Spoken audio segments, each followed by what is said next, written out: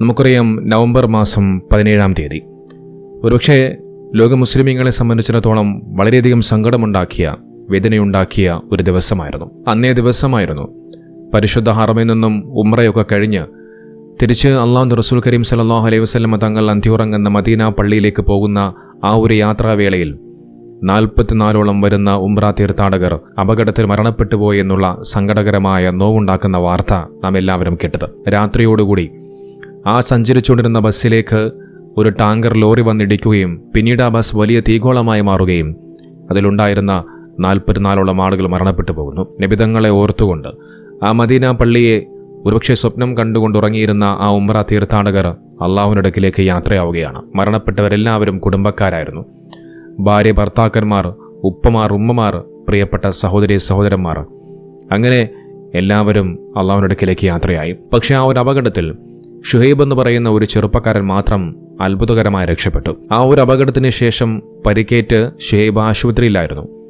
എന്നാൽ ചികിത്സയെല്ലാം കഴിഞ്ഞ് 2 ദിവസങ്ങൾക്ക് മുമ്പ് ഷുഹൈബ് തിരിച്ച് നാട്ടിലേക്ക് ഹൈദരാബാദിലേക്ക് എത്തി. അതിനുശേഷം അപകടം നടന്ന ആ ഒരു സംഭവത്തെക്കുറിച്ച് ഒരുപക്ഷെ നമ്മൾ ആരും ഇതുവരെയും കേട്ടിട്ടില്ലാത്ത വളരെയധികം ഞെട്ടിപ്പിക്കുന്ന ചില കാര്യങ്ങളായിരുന്നു ഷുഹൈബ് വെളിപ്പെടുത്തിയത്. ബസ്സിലുണ്ടായിരുന്ന ഡ്രൈവറിനെക്കുറിച്ചും അപകടം നടന്ന സമയത്ത് അവിടെ ഉണ്ടായ ചില സംഭവങ്ങളെക്കുറിച്ചുമെല്ലാം ഷുഹൈബ് വ്യക്തമായി പറയുന്നുണ്ട്. ആ ദുരന്തത്തിൽ ഷുഹൈബിന്റെ മാതാപിതാക്കളും പിതാമഹനും ഉൾപ്പെടെയുള്ള കുടുംബാംഗങ്ങളെല്ലാം നഷ്ടപ്പെട്ടിരുന്നു. മദീനയിലേക്കുള്ള യാത്രാമധ്യേ ഏകദേശം സമയം 1.5 മണിയോടുകൂടി ആ ബസ് ഇങ്ങനെ ഓടിക്കൊണ്ടിരിക്കുന്ന സമയത്ത് ആ വണ്ടിയിലുണ്ടായിരുന്ന ഒരു യാത്രക്കാരൻ ആ ബസ് ഡ്രൈവറോട് എനിക്കൊന്ന് മൂത്രമൊഴിക്കണമെന്ന് ആവശ്യപ്പെടുകയാണ്. അതിന്റെ ഭാഗമായിട്ട് ബസ് ഡ്രൈവർ വണ്ടി ഒന്ന് പതുക്കെ നിർത്തുന്ന സമയത്താണ് തൊട്ടു പിന്നാലെ ടാങ്കർ ലോറി വന്നിടിക്കുകയും അത് പിന്നീട് വലിയ തീഗോളമായി മാറുകയും വലിയ അപകടം ഉണ്ടാവുന്നതിന് കാരണമെന്നായിരുന്നു ഷുഹൈബ് ഇതുമായി ബന്ധപ്പെട്ടുകൊണ്ട് പറഞ്ഞു വെച്ച കാര്യം. ഇടിച്ച വാഹനം ഡീസൽ ടാങ്കർ ആയതുകൊണ്ട് തന്നെ കൂട്ടിയിടിച്ച നിമിഷങ്ങൾക്കകം തന്നെ ബസ്സിൽ അത് ശക്തമായ തീ പടരാൻ കാരണമായി മാറുകയും ഭൂരിഭാഗം യാത്രക്കാരും ഉറക്കത്തിലായിരുന്നതിനാൽ പുറത്തു കടക്കാൻ സാധിച്ചതുമില്ല എന്ന് അദ്ദേഹം പറഞ്ഞു വെക്കുന്നുണ്ട്. ഇതോടൊപ്പം ഷുഹൈബ് ആ ബസ് ഓടിച്ചിരുന്ന ഡ്രൈവറിനെ കുറിച്ചും ചില കാര്യങ്ങൾ പറഞ്ഞു വെക്കുന്നുണ്ട്. ഇടിയുടെ ആഘാതത്തിൽ ബസ്സിന്റെ മുൻവശത്തിലുള്ള ഗ്ലാസ് ചില്ല് പൊട്ടിയതോടുകൂടി ഡ്രൈവർ അതിലൂടെ പുറത്തേക്ക് ചാടി രക്ഷപ്പെടുകയാണ്.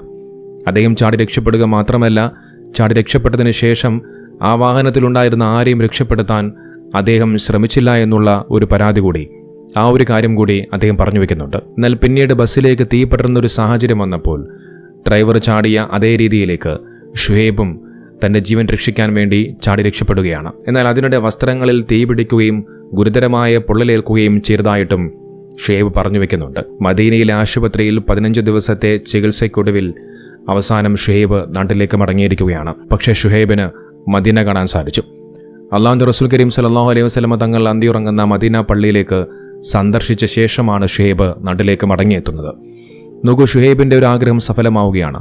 പക്ഷേ ഷുഹൈബിനെ പോലെ തന്നെ ആ മദീന കാണാൻ ആഗ്രഹിച്ച, കൊതിച്ച, സ്വപ്നം കണ്ടിരുന്ന തന്റെ പ്രിയപ്പെട്ടവരും കുടുംബക്കാരും കുട്ടികളടക്കം എല്ലാവരും മരണപ്പെട്ടു പോവുകയായിരുന്നു. നോക്കൂ, പടച്ചവന്റെ വിധി തടുക്കുവാൻ ഈ ലോകത്ത് ആർക്കും സാധ്യമല്ല. ഇവിടെ നോക്കൂ, ഷുഹൈബിന്റെ കൂടെ ഉണ്ടായിരുന്ന പലരും മരണപ്പെട്ടു പോയി. അവരാർക്കും അള്ളാഹുവിന്റെ മദീന കാണാനുള്ള ഭാഗ്യമുണ്ടായില്ല. പക്ഷേ ഷുഹൈബിന് ആ വലിയൊരു അപകടത്തിൽ നിന്നും രക്ഷപ്പെടാൻ സാധിക്കുകയും അതോടൊപ്പം മദീന കാണാനുള്ള ഭാഗ്യം ലഭിക്കുകയും ചെയ്തു എന്നുള്ളതാണ്. നോക്കൂ, നാം എല്ലാവരും ഇത്രയും നാൾ കരുതിയിരുന്നത് ഓടിക്കൊണ്ടിരുന്ന ആ ബസ്സിലേക്ക് ആ ഒരു ടാങ്കർ ലോറി വന്നിടിച്ചു, പിന്നീട് അപകടമുണ്ടായി എന്നുള്ളതാണ്. പക്ഷെ നേരെ മറിച്ച് അങ്ങനെയല്ല. ആ ബസ്സിലുണ്ടായിരുന്ന ഒരു യാത്രക്കാരന് മൂത്രമൊഴിക്കണമെന്ന് ആവശ്യപ്പെട്ടതിന്റെ അടിസ്ഥാനത്തിൽ ആ ബസ് ഡ്രൈവർ വണ്ടി പതുക്കെ നിർത്തുന്ന സമയത്താണ് ഇത്തരത്തിൽ ടാങ്കർ ലോറി വന്നിടിക്കുകയും ആ അപകടത്തിന് കാരണമായി മാറുകയും ചെയ്തു എന്നുള്ളതാണ്. നമുക്കറിയാം, സൗദി അറേബ്യയിലൊക്കെ വാഹനങ്ങൾ പോകുന്ന വേഗത നമുക്കെല്ലാവർക്കും അറിയാം. കാരണം സൗദിയിലെ പല റോഡുകളും നല്ല വിശാലമായ വീതിയുള്ള നല്ല റോഡുകളാണ്. അത്തരത്തിൽ നല്ല റോഡുകളായതുകൊണ്ട് തന്നെ പലപ്പോഴും വാഹനങ്ങളൊക്കെ അമിത വേഗതയിൽ പോകാറുണ്ട്. പക്ഷെ അമിത വേഗത ഒന്നിനും നല്ലതല്ല എന്നുള്ളത് നാം എല്ലാവരും മനസ്സിലാക്കേണ്ടതുണ്ട്. മരണപ്പെട്ടു പോയവർക്ക് അല്ലാഹു കൊടുത്ത വലിയൊരു അനുഗ്രഹം അത് നമ്മൾ ആരും മനസ്സിലാക്കാതെ പോകരുത്. ഒരുപാട് ആളുകളുടെ പ്രാർത്ഥന, ദുആ ആ മരണപ്പെട്ടു പോയവർക്ക് ലഭിച്ചിട്ടുണ്ട് എന്നുള്ളതാണ്. ആ മരണപ്പെട്ടു പോയവരെ അവസാനം അടക്കം ചെയ്തത് ജന്നത്തുൽ ബഖീലാണ്. നബി സല്ലല്ലാഹു അലൈഹി വസല്ലം തങ്ങൾ അന്തിയുറങ്ങുന്ന ആ മദീന പള്ളിക്ക് തൊട്ടരികിൽ വളരെയധികം പവിത്രമായ പുണ്യമായ ജന്നത്തുൽ ബഖീലാണ് അവരെല്ലാവരെയും അടക്കം ചെയ്തത്. മരണപ്പെട്ടു പോയ എല്ലാ പ്രിയപ്പെട്ട സഹോദരങ്ങൾക്കും അല്ലാഹു സ്വർഗം പ്രദാനം ചെയ്യുമാറാകട്ടെ. ഇതോടൊപ്പം ഒരു കാര്യം കൂടി പറഞ്ഞു വെക്കാം.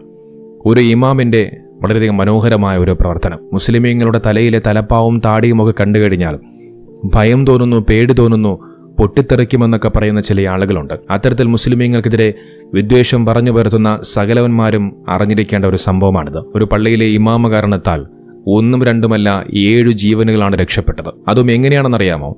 സകല വർഗീയവാദികളും സകല ഇസ്ലാമിക വിരുദ്ധരും നിരോധിക്കണമെന്ന് ആവശ്യപ്പെടുന്ന ഉച്ചഭാഷണിയുടെ സഹായത്തോടുകൂടിയാണ് ആ പള്ളിയിലെ ഇമാം 7 ജീവനുകളെ രക്ഷപ്പെടുത്തിയത്. അസമിലെ ശ്രീഭൂമി ജില്ലയിൽ ചൊവ്വാഴ്ചയായിരുന്നു ഈ ഒരു സംഭവം നടന്നത്. പുലർച്ചയോടുകൂടി ദേശീയപാതയിലൂടെ സഞ്ചരിച്ചിരുന്ന ഒരു വാഹനം, ആ വാഹനത്തിൽ 7 പേരുണ്ടായിരുന്നു.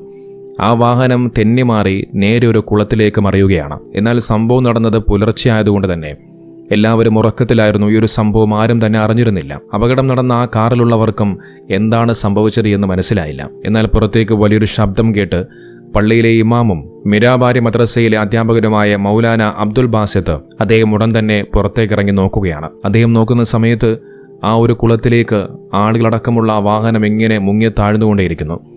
അദ്ദേഹം ഒന്നും നോക്കിയില്ല. ഉടൻ തന്നെ നേരെ പള്ളിയിലേക്ക് ഓടുകയും ഉച്ചഭാഷണയിലൂടെ അദ്ദേഹം ആ നാട്ടുകാരെ മൊത്തം അദ്ദേഹം വിളിച്ചുണർത്തുകയാണ്. ഇവിടെ ഒരു അപകടം സംഭവിച്ചിരിക്കുന്നു, എല്ലാവരും രക്ഷാപ്രവർത്തനത്തിനായി ഓടിയെത്തണമെന്ന് അദ്ദേഹം ആ ഉച്ചഭാഷണയിലൂടെ അവിടെയുള്ള നാട്ടുകാരെ അദ്ദേഹം വിളിച്ചുണർത്തുകയാണ്. അദ്ദേഹത്തിന്റെ ആ ഒരു ശബ്ദം കേട്ട ഉടൻ തന്നെ നാട്ടുകാരെല്ലാവരും ഓടിക്കൂടുകയും ആ വണ്ടിയിലുണ്ടായിരുന്ന എല്ലാവരെയും രക്ഷപ്പെടുത്തുകയും ചെയ്യുന്നു.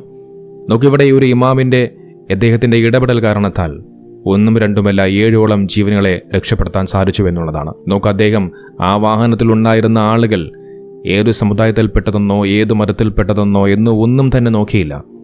അദ്ദേഹം നോക്കിയത് ജീവന് വേണ്ടി പടയുന്ന 7 ആളുകളെയാണ്. ഈ ഒരു സംഭവത്തെക്കുറിച്ച് ചോദിച്ചപ്പോൾ അദ്ദേഹം പറഞ്ഞു വെച്ച മനോഹരമായ ഒരു മറുപടിയുണ്ട്. കാറിലെ മുഴുവൻ പേരെയും രക്ഷപ്പെടുത്തിയപ്പോൾ ഉണ്ടായ ആ സന്തോഷം ഒരിക്കലും പറഞ്ഞറിയിക്കാനാവുന്നില്ല എന്നുള്ളതായിരുന്നു. നോക്കൂ, ഒരു മനുഷ്യനെ രക്ഷപ്പെടുത്തിയാൽ ഈ ലോകത്തുള്ള മുഴുവൻ മനുഷ്യരെയും രക്ഷപ്പെടുത്തിയതിന് തുല്യമാണ് എന്നും, ഒരു മനുഷ്യനെ കൊലപ്പെടുത്തിയാൽ ഈ ലോകത്തുള്ള മുഴുവൻ മനുഷ്യരെയും കൊലപ്പെടുത്തിയതിന് തുല്യമാണ് എന്ന് പഠിപ്പിക്കുന്ന മതമാണ് അള്ളാഹുവിന്റെ പരിശുദ്ധമാക്കപ്പെട്ട ദീനുൽ ഇസ്ലാം. പക്ഷേ ഇവിടെ ചില ഇസ്ലാമിക വിരോധികൾക്ക് താടിയും തൊപ്പിയും ഒക്കെ കണ്ടു കഴിഞ്ഞാൽ വല്ലാത്ത ഭയമാണെന്ന് പോലും, വല്ലാത്ത പേടിയാണെന്ന് പോലും.